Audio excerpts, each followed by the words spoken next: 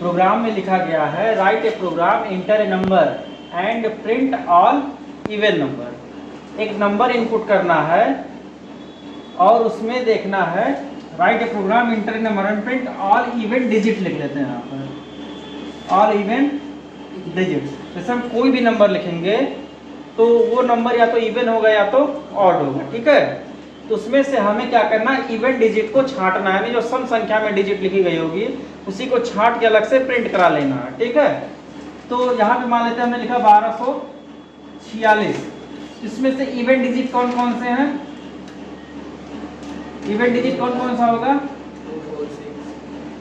2 4, 6, इसी को प्रिंट कर दें। और अगर कोई नंबर इस तरीके से दिया गया 1 2 3 7, तब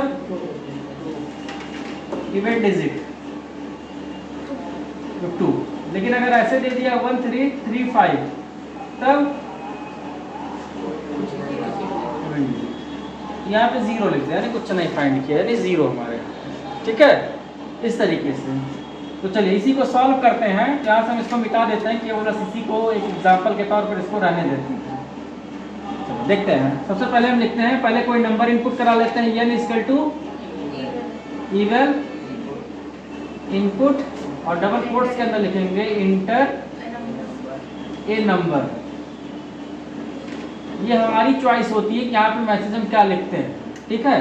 ये सिंटेक्स पूरा है, इसको हमें लिखना पड़ता है। इससे क्या होता है, यूजर्स हमें एक इनपुट मांग रहे हैं और ये मैसेज लिखा हुआ है, तो हम समझ जाएंगे कि कंप्यूटर हमसे कुछ मांग रहा है और अब हम कुछ इसको इनपुट करेंगे।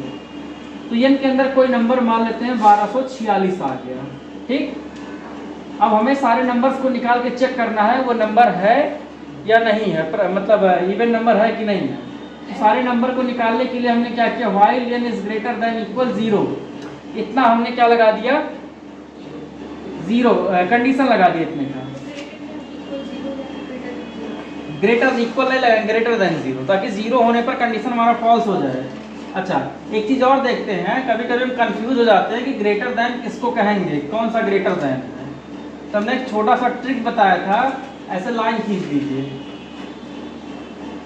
जब हम लोग आगे बढ़ते हैं, हम लोग क्या कर रहे हैं, आगे बढ़ रहे हैं ना, तो ग्रो हो रहा है कि नहीं हो रहा है, तो ग्रेटेस्ट लाइन हो गई ना, इसको ग्रेटेस्ट बोलते हैं। और जो पीछे की तरफ आ रहा है, कम हो रहा है, जैसे अगर कोई कंपनी होता है वो आगे बढ़ रहा है तो इस तरीके से एरो से दिखाते हैं ना, या ऐसे भी दिखाया जाता है आगे या पीछे जाने के लिए।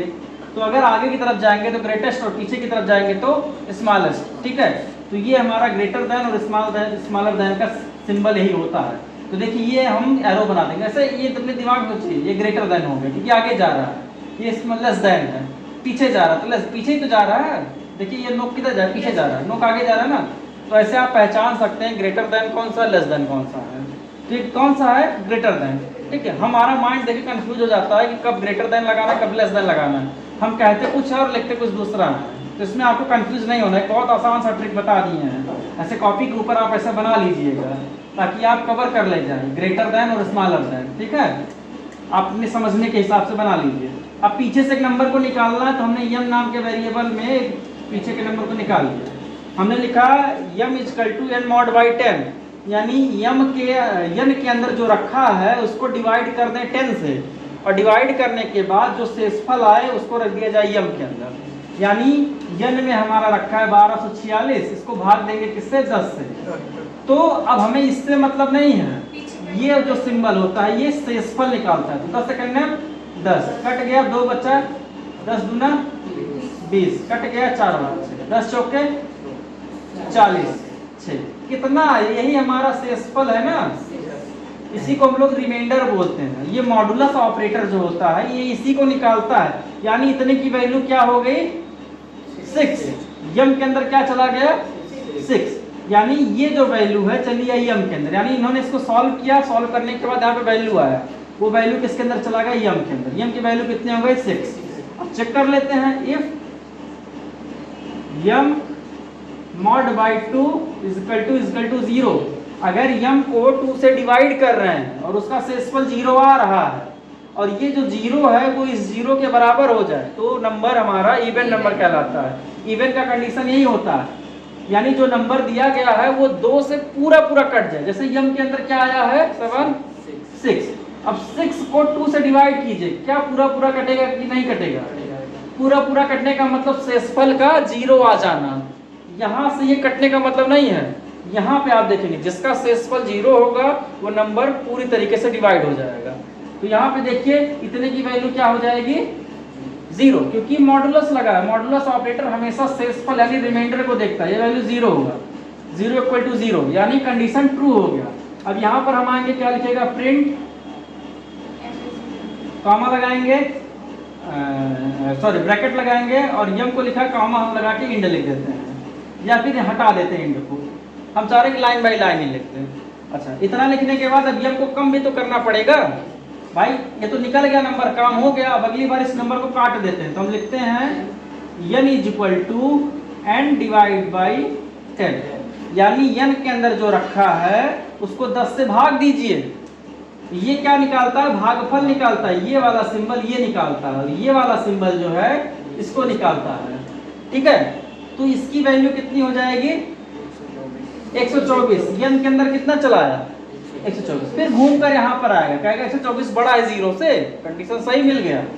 अब इसको फिर 10 से डिवाइड किया जाएगा, शेषफल निकाला जाएगा। तो जब हम यहाँ तक भाग देंगे तो शेषफल कितना आएगा 4 ही तो आएगा। यानी जब 124 को 10 से भाग देंगे तो देखिए शेषफल कितना आ रहा है 4 ही तो आ रहा है। तो यम की वैल्यू क्या हो जाएगी 4 हो जाएगी। फिर नीचे इसके अंदर आएंगे, इफ के अंदर आएंगे, चेक करेगा 4 क्या 2 से डिवाइड हो जाएगा, यानी 4 को जब 2 से डिवाइड करेंगे तो उसका शेषफल 0 आएगा। तो 0 से चेक करते हैं, इसीलिए हमने 0 रखा। अगर भाई 0 आया है तो 0 के बराबर हो जाएगा, कंडीशन ट्रू हो जाएगा। यम की वैल्यू दोबारा प्रिंट कर देगा। पहली बार 6 प्रिंट किया, अगली बार 4 प्रिंट कर देगा। फिर यहाँ पे आएगा, नंबर को पीछे से फिर काट दिया जाएगा। देखिए यहाँ पे कितना बचेगा 12 बचेगा। तो यम की वैल्यू क्या हो गई 12 ऊपर आया, कंडीशन चेक किया, 12 को 2 से भाग, 12 को 10 से जब भाग दिया तो शेषफल कितना आएगा केवल 2। यम की वैल्यू 2 हो गई। अभी 2 को 2 से डिवाइड करेंगे, शेषफल 0 आ जाएगा, 0 के बराबर हो जाएगा, कंडीशन सही हो जाएगा। यम से उसको प्रिंट करा दिया जाएगा। यम में जो वैल्यू उसको प्रिंट करा दिया, यानी 2 को प्रिंट करा दिया। इसने नंबर को पीछे से एक बार फिर से हटा दिया। अब बचा कितना 1, क्योंकि भाई 12 बचा, 10 को 12 से भाग देंगे तो 12 के अंदर 12 ही तो जाएगा, शेषफल 2 बच गया। तो n की वैल्यू कितनी हो गई केवल 1। तो यहाँ पर n ऊपर लेकर आएगा, n is greater than 0, condition अभी भी सही है। तो n इज ग्रेटर देन जब 0 हो गया तो यहाँ पर क्या हुआ, अब 1 को 10 से भाग दिया जाएगा, 1 को 10 से भाग दिया जाएगा। देखिए एक यहीं पे कंफ्यूजन होता है, तो कितनी बार जाएगा 0 बार ले जाते हैं, एक बार नहीं ले जाएंगे। ये नहीं कि भाग नहीं जाएगा, 0, 10 का पहाड़ा 0 बार पढ़िए तो भाई 10 का गुणा 0 में करेंगे तो 0 आएगा।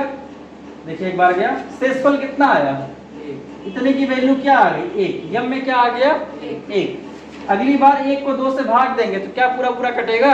अब देखिए 1 को भाग देना 2 से, तो कितनी बार पहाड़ा पढ़ेंगे 0 बार। 2 का पहाड़ा 0 बार पढ़ेंगे तो यहाँ पे कितना आएगा 0। तो यहाँ पे शेषफल कितना बचेगा 1। और हमने कहा था कि सम संख्या उसी को कहेंगे जिसका शेषफल 0 होता है। क्या इसका शेषफल 0 है? शेषफल 0 है ही। तो अगली बार ये यम को इसके अंदर प्रिंट ही नहीं कराएगा, यानी यम प्रिंट नहीं होगा और इसके अंदर आएगा। अगली बार 1 को भाग देगा। अब 1 को अगर ऐसे भाग दे तो भागफल कितना आ गया, देखिए 1 को 10 से भाग दे तो भागफल कितना आया 0। अब देखिए यहाँ पे भाग दिए ना, भाग वाला ऑपरेटर इसको निकालता है। n की वैल्यू क्या हो गई 0। आगे 0 बड़ा है 0 से, कंडीशन सही है, फॉल्स हो गया। 0 बड़ा है 0 से, कंडीशन फॉल्स हो गया, सारा नंबर भी खत्म हो गया। अब यही नंबर थे ना, देखिए नंबर प्रिंट हो गया। ठीक है, इसको नोट कर लीजिए। और इसी का अपोजिट है, अब आपको ऑड नंबर को निकालना आप बनाएंगे और देखिए कहाँ पे चेंजेस किया जाएगा। ठीक है, इसको नोट कर लीजिएगा। अवंतिका समझ में आया पूरा? हाँ ठीक है, मेहनत करो, इस बार अच्छा नंबर लेकर आओ, हम भी आपको मेडल पहनाएं, बढ़िया से शील्ड दें बड़ा वाला, और बदले में तो हमको ढेर सारा जो गिफ्ट दो गुरु दक्षिणा। सेंटेंस आप प्रिंट कराएंगे तो देखिए लूप के अंदर सेंटेंस नहीं प्रिंट कराते, क्योंकि वो सेंटेंस बार बार प्रिंट होगा, तो इसीलिए यहाँ पे डायरेक्ट नंबर को प्रिंट करा लेते हैं। अगर आपको कुछ लिखना हो तो आप लूप के बाहर लिख सकते हैं। लूप के अंदर जितनी भी चीज़ें लिखी जाएंगी वो बार बार होंगी, चाहे वो सेंटेंस हो, चाहे वो कोई नंबर हो, कुछ भी हो। तो कोशिश रहता है कि लूप के अंदर स्टेटमेंट टाइप का कोई प्रिंट नहीं कराते, बस केवल वैल्यू को ही प्रिंट करा लेते हैं। ठीक है, नोट कर लीजिए।